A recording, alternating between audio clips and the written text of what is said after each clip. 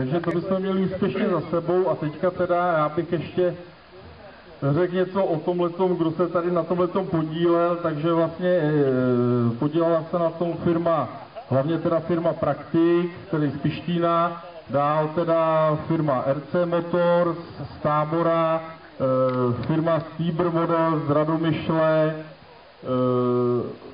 firma model Centrum CB Mašková a firma Ebola Sport z Plzně a firma přes tu elektroniku se podílela s Model klubem Pištín na těch elektronických záležitostech, to znamená ten foťák a ten mobil a potom ty ostatní věci. Věnoval jsem ještě něco Jirka, věnoval jsem něco Martin, který tady dneska není a ještě pár nějakých drobných lidí. Takže tombola bude probíhat tím způsobem, co byl psaný na tom webu. To znamená, první 3 ceny, což je foťák, mobil, motor v každé skupině, to znamená je skupina 1.8, 1.6, jak to bylo na začátku avizovaný, protože se ty 4 VDčka potom k tomu přidali, to prostě je dohromady, šestiny. Takže první 3, co se vytáhnou, si můžou prostě vybrat těch věcí, když si budou chtít vybrat něco jiného, můžou. Po těch 3 z každé té skupiny se to sesype dohromady a potáhnou se prostě jména a přijde člověk, vybere si.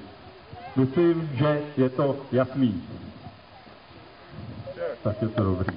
Ale losovat budou tady ty klišpíni. No ty to nebudeš, ne?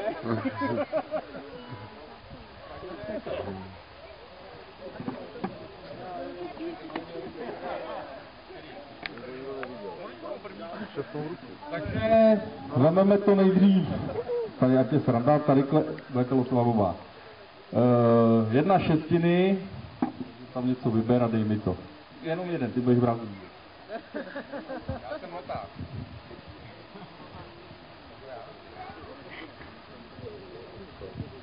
Marek.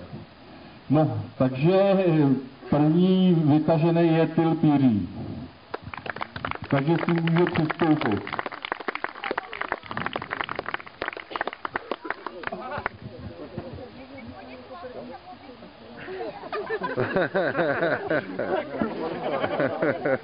Tak malé už tu Mírka voutla. Takže si můžeš jít vybrat. Ale nechoď tam dlouho.